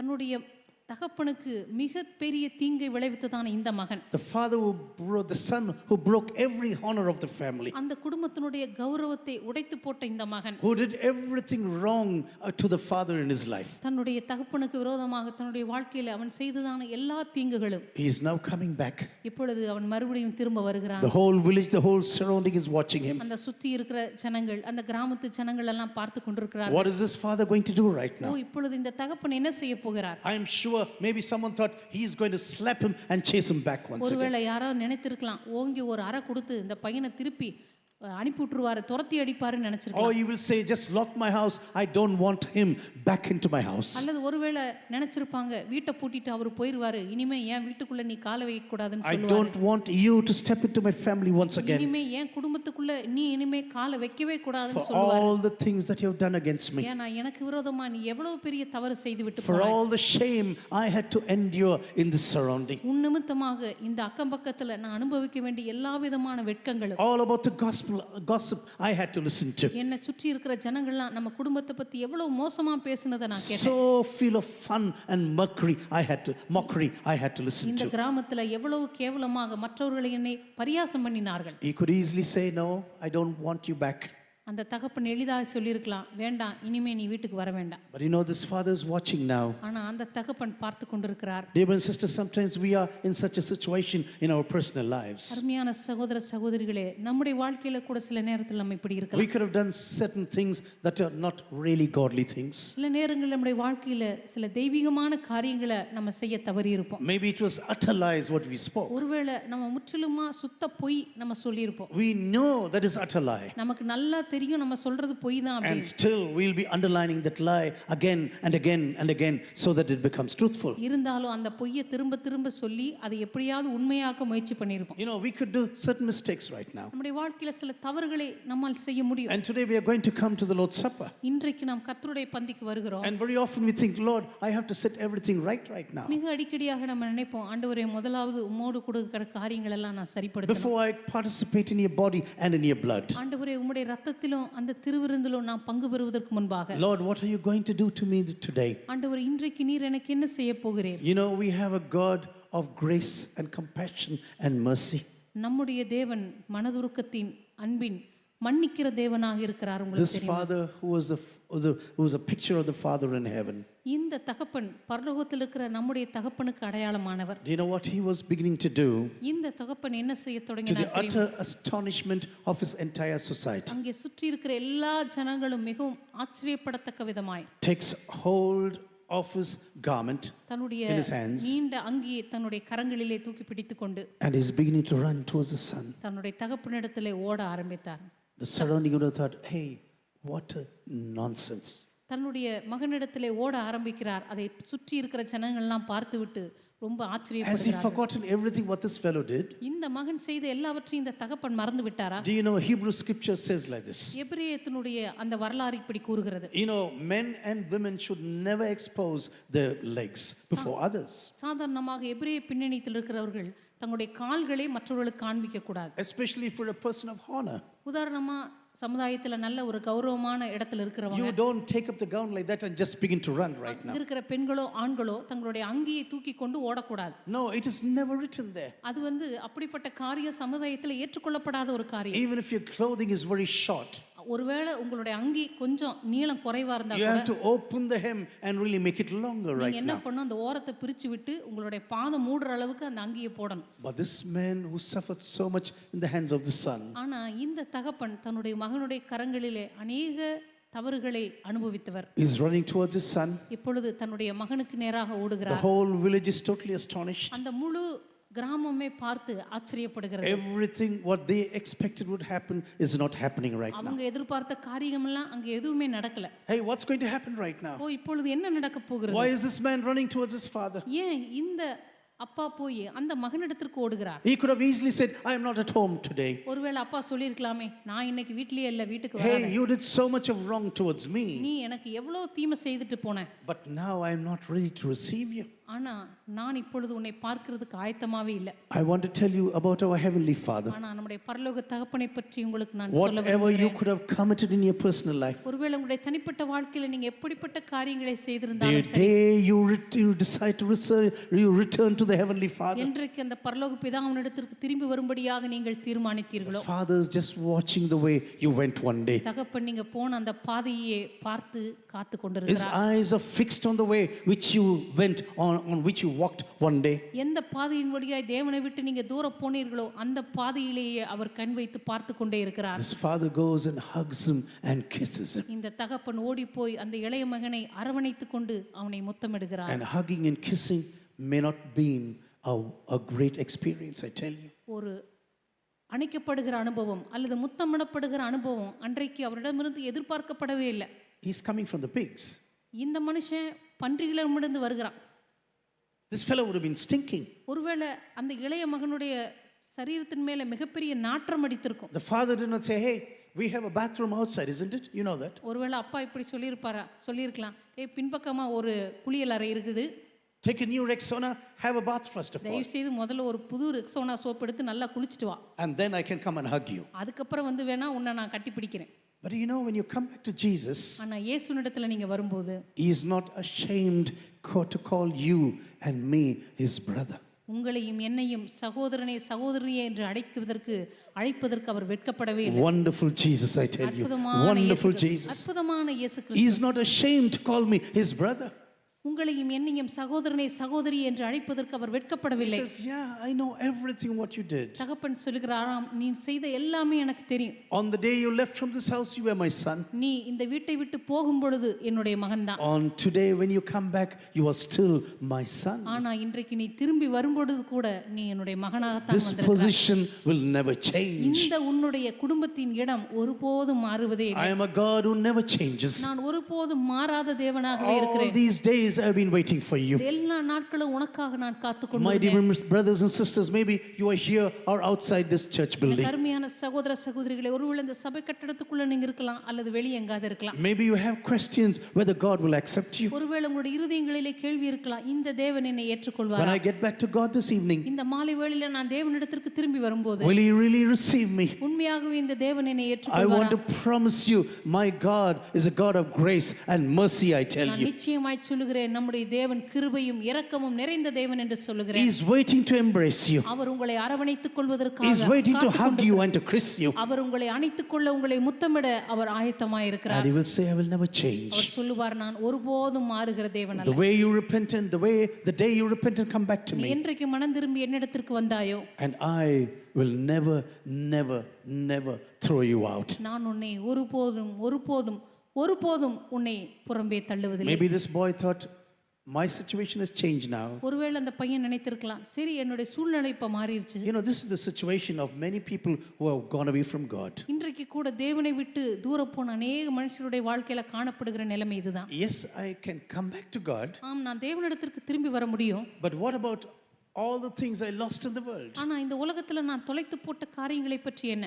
I have been such a dreadful person in this world. இந்த உலகத்துல நான் மிக மோசமானவனாக நடந்திருக்கிறேன். But now, will God really forgive me? ஆனா உண்மையா இந்த தேவன் என்னை மன்னிப்பாரா? Will He really accept me? உண்மையாகவே இவர் என்னை ஏற்றுக்கொள்வாரா? You know, every person who returns to God has these questions. தேவனிடம் திரும்புகிற எல்லா மனிதர்களுக்கு இருக்கிற கேள்வி இதுதான். What about this reconciliation with God? நான் தேவனோடு கூட ஒப்புரவாகும் போது அது எப்படி இருக்கும்? Yes, I will do everything possible to rectify this relationship. ஆமா, இந்த உறவை சரிப்படுத்துறதுக்கு என்னால முடிஞ்ச எல்லாவற்றையும் நான் செய்வேன். But now, how can I really come closer to God once again? ஆனா இந்த தேவனிடத்திற்கு நான் எப்படி இன்னும் நெருக்கமாக வர முடியும்? I went to the pigs and I almost died there. நான் ஏற்கனவே பன்றிகளிடத்துல போய் கிட்டத்தட்ட மரித்து போய் வந்திருக்கிறேன். Yes, my father is a great person. ஆமா, என் தகப்பன் அவர் மிகப்பெரிய ஒரு இருதயம் He has உள்ளவர். a huge heart for everyone. அவர் எல்லாருக்காகவும் மிக தாராள குணமுடைய ஒரு மிகப்பெரிய இருதயமுடைய தகப்பன். But the problem is, I cannot call him my father anymore. ஆனா பிரச்சனை என்னன்னா, இனிமே அவரை நான் அப்பான்னு கூப்பிட முடியுமா? I cannot be the son of this family. இனிமே இந்த குடும்பத்தின் மகனாக நான் இருக்க முடியுமா? I have to be a daily wager now in his compound. நான் ஒன்னு செய்றேன், அவருடைய வீட்ல வேணா தினக்கூலியா நான் வேலை செய்றேன். You know, I have to do, but I have to come back to him through my works once again. ஏன்னா என்னுடைய கிரியைகளின் மூலமா தான் அவரிடத்துக்கு நான் திரும்பி வர முடியும். Dear brothers and sisters, sometimes it is like this in our சில personal life. நேரத்துல நம்முடைய தனிப்பட்ட வாழ்க்கையில் இப்படி இருக்கலாம். We have so many apprehensions in our head when we come back to God. ஆண்டவரிடத்திற்கு திரும்பி வரும் பொழுது நமக்கென்று சில சொந்த கற்பனைகள் எல்லாம் நம்ம வைத்திருப்போம். But you know, this father ஆனா இந்த தகப்பன் is running through the dust and sand in order to reach his son right now. இந்த மகனை எப்படியாவது அணைத்துக் கொள்ளும்படியாக அந்த மண்ணிலும் அந்த தூசியிலும் அவர் ஓடுகிறார். I was trying to imagine. நான் அதை யோசித்து பார்த்தேன். This village road would have been very attractive. ஒருவேளை அந்த கிராமத்து சாலையெல்லாம் ஒன்றும் அழகாலாம் இருந்திருக்காது. Maybe full of dust, full of sand in those எல்லாம் days. முற்றிலும் மண்ணா அல்லது சேரா ஒருவேளை தூசியா இருந்திருக்கும். This son deserves nothing from his father. இந்த மகன் தன் தகப்பனிடமிருந்து எதையும் பெறதுக்கு அவனுக்கு தகுதி கிடையாது. But this father is pouring out all his grace and mercy upon him. ஆனா இந்த தகப்பனோ அந்த மகனின் மீது எல்லா கிருபையும் அன்பையும் இரக்கத்தையும் ஊற்றுகிறார். I am not in a position to be called a son anymore. நான் இனிமே அவருடைய மகன் என்று சொல்லப்படுவதற்கு நான் பாத்திரன் அல்ல. The whole village is watching. அந்த முழு கிராமம் பார்த்து கொண்டிருக்கிறது. Hey, what's happening here? இப்போ என்ன நடக்குதுங்க? You know, Jesus is trying to portray the heavenly Father through this parable. இயேசு கிறிஸ்து இந்த ஓமையின் வழியாக பரலோக பிதாவினுடைய இதயத்தை அவர் நமக்கு சுட்டிக்காட்ட விரும்புகிறார். This man lost every respect. இந்த மனுஷன் எல்லா மரியாதையும் இழந்து விட்டான். He suffered so much in the hands of his youngest son. தன்னுடைய இளைய மகனுடைய கரங்களினால நிறைய துன்பத்தை அனுபவித்து விட்டான். But what he is doing now, it is incomprehensible. ஆனா இந்த தகப்பன் செய்யற காரியங்களோ நம்மால் விளங்கிக் கொள்ளவே முடியவில்லை. Before the father showed the grace and mercy, இந்த தகப்பன் இந்த கிருபையும் இரக்கத்தையும் காண்பிப்பதற்கு முன்பாக there were no preconditions. அந்த இடத்துல எந்த ஒரு முன் நிபந்தனைகளையும் அவர் சொல்லவே இல்லை. No preconditions. அவர் அந்த இடத்துல எந்த ஒரு முன் நிபந்தனைகளையும் அந்த மகனிடத்துல சொல்லவே இல்லை. This is the greatest of everything what God does in our personal lives. இதுதான் இந்த பரலோக தகப்பன் நம்முடைய தனிப்பட்ட வாழ்க்கையில செய்யற காரியங்களுடைய மகத்துவமே. When we come back to God, நாம் தேவனிடத்திற்கு திரும்பி He வரும்போது didn't say to Peter like this. அவர் அன்றைக்கு பேதுருவை பார்த்து இப்படி சொல்லவில்லை. Tell me you will never deny me anymore. இனிமே என்ன நீ மறுதலிக்க மாட்டேன்னு சொல்லு. Come on now, go down on your knees now. வா வந்து முழங்கால் போடு. Now come on, tell me you will never do this again. இனிமே நான் இப்படிப்பட்ட தப்பு செய்ய மாட்டேன்னு சொல்லு. God gives us grace and mercy without any preconditions. ஆண்டவர் எந்த முன் நிபந்தனையும் இல்லாமலேயே தன்னுடைய கிருபையும் இரக்கத்தையும் நம்முடைய வாழ்க்கையில் அவர் ஊற்றுகிறார். As soon as the son comes home, அந்த மகன் வீட்டுக்கு வந்த உடனே hey, give him the best garment now. அவனுக்கு நல்ல சிறப்பான உடையை எடுத்து கொடுங்க. This is the great garment that I wear for occasions in our family. நம்முடைய குடும்பத்துல நல்ல விசேஷங்கள்லாம் வரும் பொழுது நான் போடக்கூடிய அந்த சிறப்பான அங்கி இருக்குது இல்லையா? Give the best garment to him now. நான் போடுற அந்த சிறப்பான உடை எடுத்து அவனுக்கு I கொடுங்க. want to cover him with my dress, with my garment of righteousness right என்னுடைய now. நீதி என்னும் அந்த சால்வையினால அந்த அங்கியினால அவனை நான் உடுத்த விரும்புகிறேன். He is not a slave right now இனிமே anymore. இந்த குடும்பத்துல அவன் அடிமை கிடையாது. Give him the shoes that is appropriate for his status now. இப்பொழுது அந்த குடும்பத்தில் அவன் மகன் அப்படிங்கிற தகுதிக்காக அவன் காலுக்கு பாதரட்சைகளை கொடுங்க. Hey, he is my son once again. இவன் மறுபடியும் என்னுடைய மகனா வந்திருக்கிறான். He is not a slave, he is not a servant. இனிமே அவன் இந்த வீட்டுல தினக்கூலி கிடையாது, வேலைக்காரன் கிடையாது. Give him the footwear that normally he deserves right now. அவனுக்கு கொடுக்க வேண்டிய அந்த பாதரட்சைகளை கொடுங்கள். And the third thing what the father says really was so much of astonishment for me. மூன்றாவது காரியம் தகப்பன் செய்தது என்னை மிகவும் ஆச்சரியப்படுத்தியது. Give him the signet ring of the family. இந்த குடும்பத்தினுடைய அந்த முத்திரை மோதிரத்தை அவனுக்கு கொடுங்க. Used to sign all documents. இனிமே இந்த குடும்பத்துல விற்கல் வாங்கல் பத்திரத்துல எல்லாம் அவன் கையெழுத்து போடணும். For everything what we use normally for businesses. சாதாரணமாக நம்ம வியாபாரத்துக்கு பயன்படுத்துறதான அந்த காரியங்களுக்கு Give him the signet ring right now. அவனுக்கு இந்த குடும்பத்தினுடைய அந்த முத்திரை மோதிரம் அதிகாரத்தை கொடுங்க. You know, we may not understand the gravity of this ring right now. ஒருவேளை அந்த முத்திரை மோதிரத்தினுடைய அதனுடைய முக்கியத்துவம் ஒருவேளை இன்றைக்கு நமக்கு தெரியாம It is like transferring power to this fellow who ran away from home. இந்த குடும்பத்தை விட்டு ஓடி போன இந்த மகனுக்கு மறுபடியும் அப்பா அந்த மகன் என்கிற அந்த அதிகாரத்தை திரும்ப கொடுக்கிறார். This fellow just returned. இந்த மனுஷன் இப்பதான் வீட்டுக்கே வந்திருக்கான். And you just give the ring and say you can do documents right now. ஆனா அவனிடத்துல போய் அப்பா சொல்றாரு, நீ இனிமே வாங்குற விக்கிற காரியத்துல எல்லாம் கையெழுத்து You know, போடணும். I understood this gravity when I saw some rings in Germany. நான் ஜெர்மனியில இப்படிப்பட்ட அந்த முத்திரை குடும்ப மோதிரங்களை பார்க்கும்போது தான் இதனுடைய முக்கியத்துவமே எனக்கு Some புரிந்தது. 300-400 years they use some rings to sign documents, for ஒரு example. 300-400 வருடங்களுக்கு முன்பதாகலாம் ஏதாவது விற்கும் போது வாங்கும்போது இப்படிப்பட்ட முத்திரை மோதிரத்தினால அவங்க வந்து அச்சிடுவாங்க. Do you know why this was so astonishing for me? ஏன் எனக்கு இது ரொம்ப ஆச்சரியமா இருந்ததுன்னா, This fellow took the portion of his property already. இந்த இளைய மகன் ஏற்கனவே தனக்கு சேர வேண்டிய சொத்தை எடுத்துட்டு போய் முற்றிலுமாக அழித்து விட்டான்.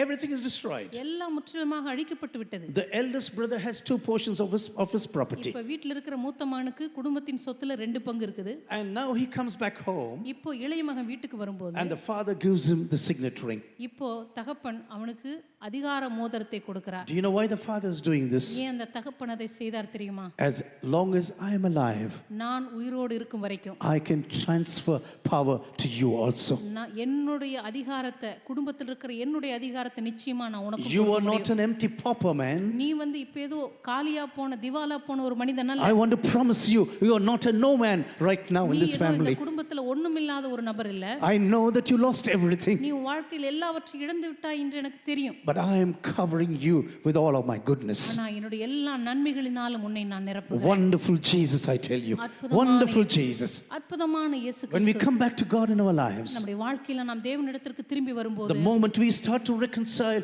in His holy presence, எப்பொழுது அவருடைய பரிசுத்த பிரசன்னத்தில் அவரோடு கூட நாம் ஒப்புரவானோமோ, where you say, Lord, everything is used up now. ஆண்டவரே என்னுடைய வாழ்க்கையில எல்லாவற்றையும் நான் I செலவழித்து have விட்டேன். lost everything, Lord. ஆண்டவரே எனக்கு இருந்த எல்லாவற்றையும் நான் செலவழித்து I விட்டேன். have nothing in my hands to call my own.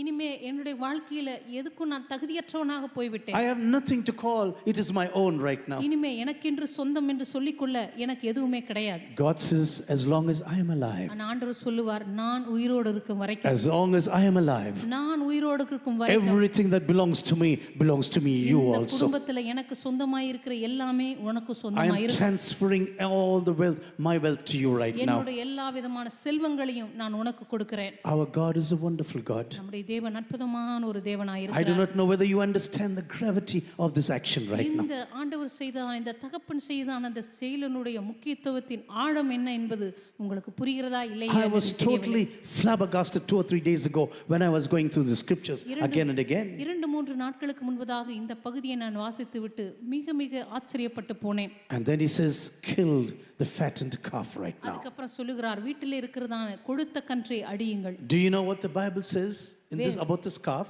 இந்த கொழுத்த கன்றை பற்றி வேதம் என்ன சொல்லுகிறது தெரியுமா? It was brought up and fattened only through grains. அது வந்து நல்ல தானியங்களினால போஷிக்கப்பட்டு நன்றாக வளர்க்கப்பட்டு வருகிறது. In those days, eating meat was not very normal. அந்த நாட்களிலே சாதாரணமாக மாமிச உணவு சாப்பிடுறது அன்றாட நடக்கிற காரியம் Only அல்ல. for special occasions they had meat, for ஒரு example. விசேஷித்த குடும்ப விழாக்களில் தான் அவங்க வந்து மாமிச உணவு சாப்பிடுவாங்க. And this fattened calf இந்த கொழுத்த கன்று was ready for the special day.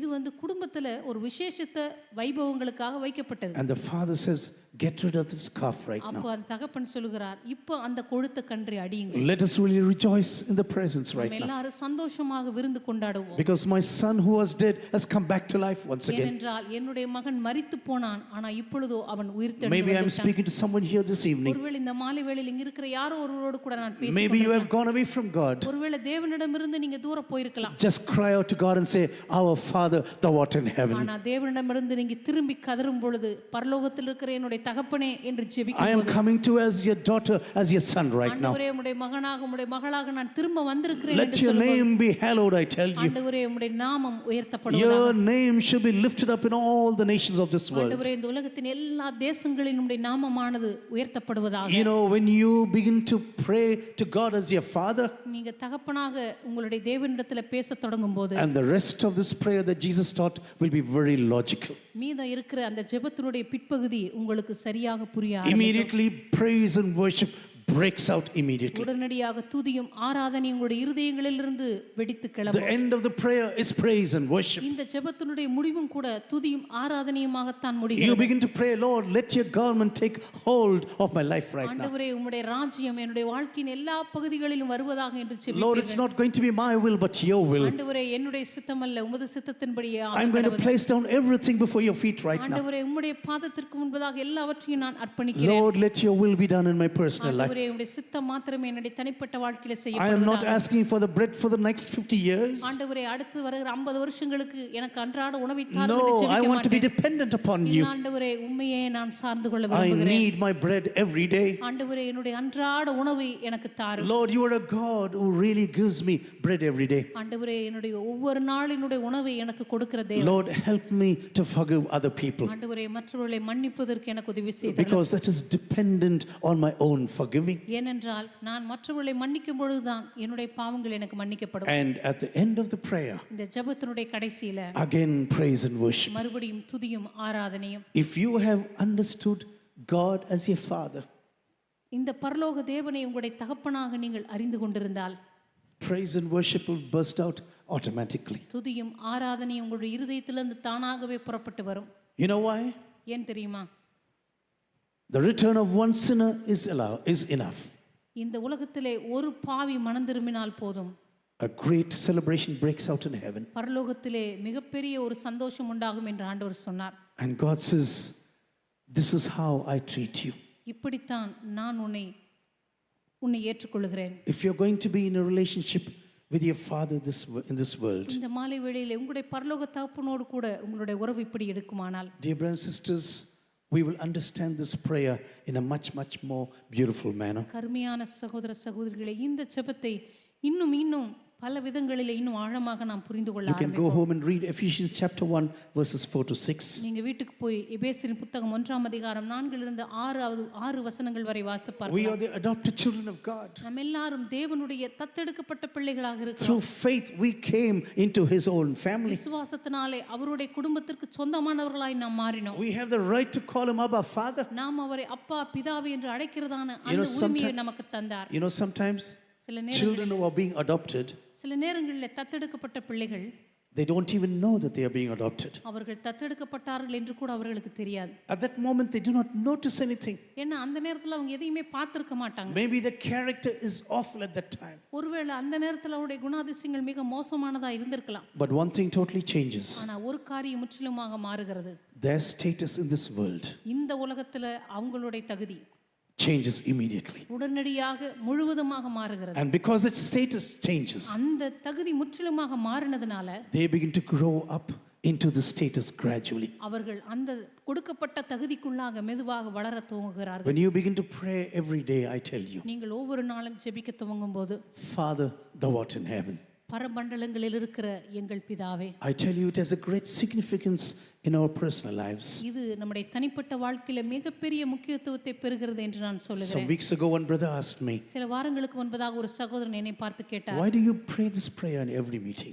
ஏன் ஒவ்வொரு வாரமும் அந்த ஆராதனையுடைய இறுதியில் இந்த ஜெபத்தை ஜெபிக்கிறீங்க? I said I pray this prayer almost every time, every day. நான் சொன்னேன், Many times a day I pray. நான் ஒரு நாள்ல அநேக முறை இந்த ஜெபத்தை தனிப்பட்ட விதத்துல Because ஜெபிக்கிறேன். this prayer is very important for ஏன்னா me. இந்த ஜெபம் எனக்கு மிக மிக முக்கியமானது. Because I'm praying to my Heavenly Father. ஏன்னா என்னுடைய பரலோக பிதாவை நோக்கி இந்த ஜெபத்தை நான் செய்கிறேன். The reason why God is listening to your prayers. ஏன் இந்த நம்முடைய ஜெபத்தை தேவன் கேட்பதற்கான காரணம் என்ன தெரியுமா? Because of this relationship. இந்த உறவினால் தான். A son or daughter can awaken his father at any time of the night, I tell you. ஒரு மகனோ ஒரு மகளோ தன்னுடைய தகப்பனை ஒரு இரவின் எந்த நேரத்திலும் போய் எழுப்ப முடியும். At 3 o'clock, at 4 o'clock in the morning. ஒருவேளை அதிகாலை 3 மணிக்கு 4 மணிக்கு. You will not run for anyone. ஆனா இந்த உலகத்துல வேற யாருக்காகவும் அதுக்கு நீங்க தயாரா இருக்க மாட்டீங்க. But for your son, you will run ஆனா immediately. உங்களுடைய மகனுக்காக நீங்க உடனே எழுந்து ஓடுவீங்க. Hey, what's happening to you? ஏய் என்ன நடந்துச்சு உனக்கு? Have you dreamt badly now? ஏன் உனக்கு ஏதாவது கெட்ட கனவு வந்துச்சா? Why are you shouting out like this? ஏன் இப்ப நீ சத்தம் போட்ட? Wonderful Jesus, I tell you. அற்புதமான இயேசு கிறிஸ்து. You can call at any time. He is there. இந்த தேவனை எந்த நேரத்துல நீங்க கூப்பிடலாம். And அவர் I உங்களுக்காக pray வருவார். that you get to know this Father in a new manner right now. இந்த பரலோக தகப்பனை முற்றிலும் வேறுபட்ட விதத்திலே நீங்கள் அறிந்து கொள்ள வேண்டும் என்று நான் But to ஜெபிக்கிறேன். all who received him, who believed in his name, he gave power to become children of God. அவருடைய நாமத்தின் மேல் விசுவாசம் உள்ளவர்களாய் அவர்களை ஏற்றுக்கொண்டவர்கள் எத்தனை பேர்களோ அத்தனை பேர்களும் தேவனுடைய பிள்ளைகளாகும்படிக்கு அவர்களுக்கு அதிகாரம் And in கொடுத்தார். John chapter 17, Jesus prays like this. யோவான் எழுதின சுவிசேஷம் 17ஆம் அதிகாரத்தில் இயேசு கிறிஸ்து இப்படி ஜெபிக்கிறார். Father, I in them and you in me, பிதாவே நீர் என்னிலும் நான் உம்மிலும் இருக்கிறதை அவர்கள் அறிந்து கொள்ளும்படி that they may be perfected in unity, so that the world may know that you sent me and loved them even as you loved me. ஒருமைப்பாட்டில் அவர்கள் தேர்ந்தவர்களாய் இருக்கும்படிக்கும் நீர் என்னில் அன்பாய் இருக்கிறது போல அவர்களிலும் அன்பாய் இருக்கிறதை அவர்கள் அறிந்து கொள்ளும்படிக்கும். The same love the Heavenly Father showered upon Jesus. பரலோக பிதா ஆண்டவராக இயேசு கிறிஸ்துவின் மீது எப்படிப்பட்ட அன்பை பொழிந்தருளினாரோ The same love is being showered upon you this evening. அதே அன்பு இந்த மாலை வேளையில உங்கள் மீதும் என் மீதும் It's ஊற்றப்பட்டிருக்கிறது. not a different love, I tell you.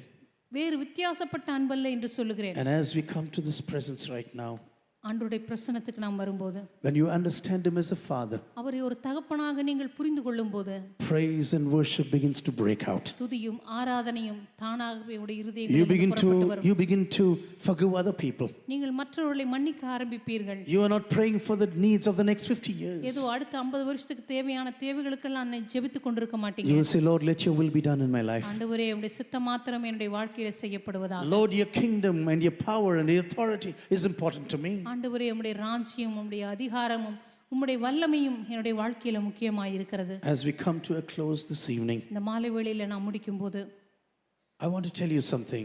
நான் உங்களுக்கு ஒரு காரியத்தை சொல்ல விரும்புகிறேன். Some people think, oh, it's a stupid prayer.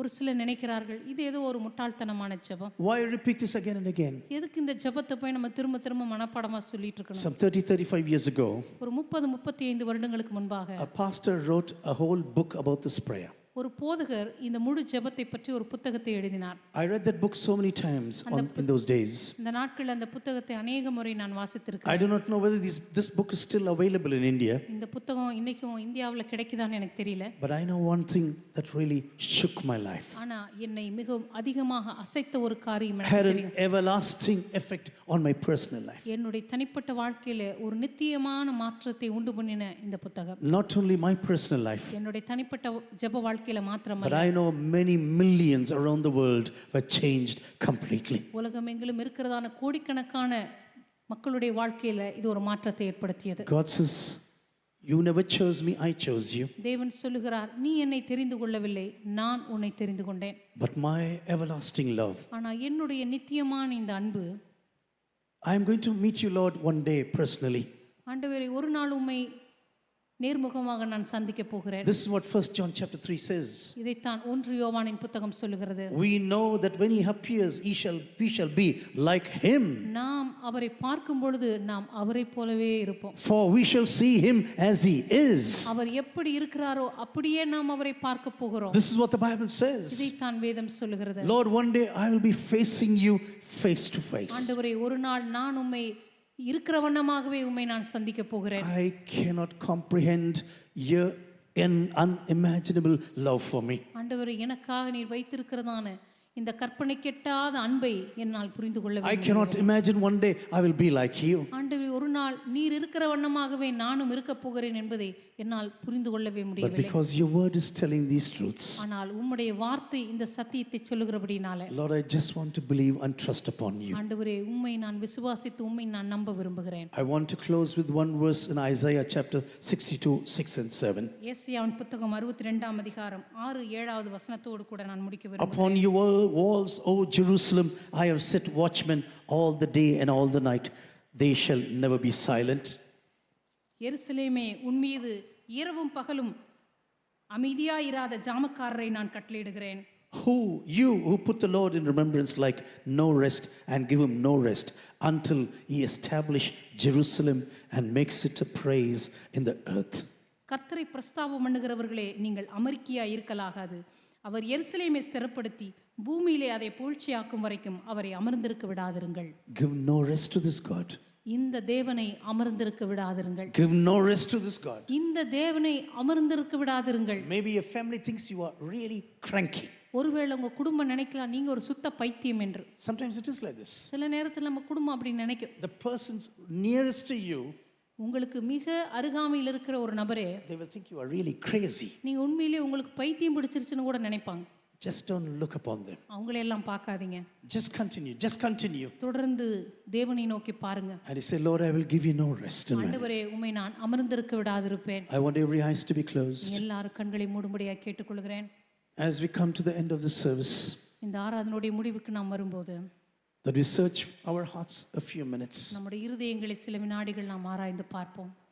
Our Father thou art in heaven. பரமண்டலங்களில் இருக்கிறதான நம்முடைய தகப்பன். Lord, I don't want any business relationship with you. ஆண்டவரே உம்மோடு கூட ஏதோ ஒரு வியாபாரத்தை போல ஒரு அன்பை நான் செலுத்த விரும்பவில்லை. You are my Father. ஆண்டவரே நீர் என்னுடைய தகப்பன். I want to come to you as a child. ஆண்டவரே நான் ஒரு பிள்ளையாக உம்முடைய சமூகத்திலே வர விரும்புகிறேன். I want to embrace you. நான் உம்மை அரவணைத்துக் கொள்ள விரும்புகிறேன்.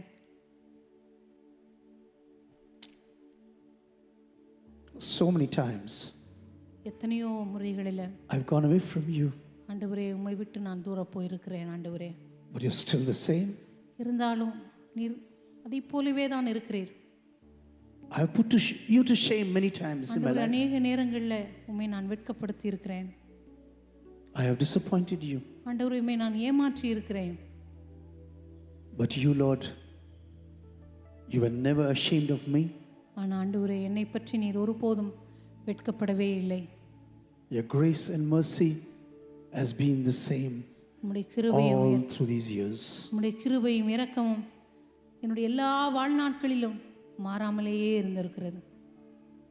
Our Father thou art in heaven. பரமண்டலங்களில் இருக்கிற என்னுடைய பிதாவே. Our Father thou art in heaven. பரமண்டலங்களில் இருக்கிற எங்கள் பிதாவே. I want to raise my hands before you. ஆண்டவரே உமக்கு முன்பாக என்னுடைய கரத்தை நான் உயர்த்த விரும்புகிறேன். I just want to consecrate my life before you this ஆண்டவரே evening. என்னுடைய வாழ்வை உமக்கு முன்பாக நான் அர்ப்பணிக்க விரும்புகிறேன். Maybe we can stand up in the presence of the Lord this evening. ஆண்டவருடைய பிரசன்னத்தில் நாம் எழும்பி நிற்போமா? Lord, I just want to put my life into your hands this evening. ஆண்டவரே இந்த மாலை வேளையிலே என்னுடைய வாழ்வை உமக்கு முன்பாக நான் அர்ப்பணிக்க விரும்புகிறேன். Lord, you've been so faithful. ஆண்டவரே நீர் எவ்வளவு உண்மை உள்ளவராக இருந்திருக்கிறீர். Lord, you've been so faithful, full of grace and mercy and long suffering. ஆண்டவரே என்னுடைய வாழ்க்கையில் நீ எவ்வளவு கிருபையும் இரக்கமும் தயவும் நீடிய சாந்தம் உள்ள தேவனாக இருந்திருக்கிறீர். Let your will be done. ஆண்டவரே உம்முடைய சித்தம் மாத்திரம் என்னுடைய வாழ்க்கையில செய்யப்படுவதாக. Lord, let your will be done. ஆண்டவரே உம்முடைய சித்தம் செய்யப்படுவதாக. Not the will of my parents, not my own will. ஆண்டவரே என்னுடைய பெற்றோர்களின் சித்தம் அல்ல, என்னுடைய சுய சித்தம் அல்ல. I want to do your will. ஆண்டவரே உமது சித்தத்தை நான் செய்ய விரும்புகிறேன். Just keep on praying for a few minutes. நாம் சில வினாடிகளுக்கு தொடர்ந்து ஜெபித்துக் கொண்டிருக்கலாம். Just pour out your heart in the presence of God. உங்களுடைய இருதயங்களை ஆண்டவருடைய சமூகத்துக்கு முன்பாக ஊற்ற ஆரம்பிங்க. That you say, Lord, I come to you with open arms right now. ஆண்டவரே உம்முடைய சமூகத்துக்கு முன்பாக என்னுடைய கரங்களை விரித்தவனாக நான் ஓடி வருகிறேன். Lord, I just want to run into your hands right now. ஆண்டவரே உம்முடைய கரங்களுக்குள்ளாக நான் ஓடி வர விரும்புகிறேன். Lord, please embrace me. ஆண்டவரே என்னை நீர் அணைத்துக் கொள்வீராக. Lord, embrace me, Lord. ஆண்டவரே என்னை நீர் அணைத்துக் கொள்ளும். I have only one desire. ஆண்டவரே எனக்கு ஒரே ஒரு விருப்பம் மாத்திரம் இருக்கிறது. Your name should be lifted up. ஆண்டவரே உம்முடைய நாமம் மாத்திரமே உயர்த்தப்பட வேண்டும். Your name should be lifted up. ஆண்டவரே உம்முடைய நாமம் மாத்திரமே உயர்த்தப்பட வேண்டும். Whatever may happen in my life, என்னுடைய வாழ்க்கையில் என்ன நடந்தாலும் சரி ஆண்டவரே, You were there in the midst of the storm. ஆண்டவரே இந்த புயலின் மத்தியில நீர் என்னோடு கூட இருக்கிறீர். In the midst of the fire, you were there. ஆண்டவரே இந்த அக்கினி சூளையின் நடுவிலே நீர் என்னோடு கூட இருக்கிறீர். In the midst of my prisons, you were there. ஆண்டவரே என்னுடைய இந்த சிறைச்சாலையின் மத்தியில் என்னோடு கூட நீர் இருக்கிறீர். Lord, you are a great God. ஆண்டவரே நீர் மிகப்பெரிய தேவனாய் இருக்கிறீர். And you never change. ஆண்டவரே நீர் ஒருபோதும் மாறுகிறதில்லை. You never change. நீர் ஒருபோதும் மாறுகிறதில்லை.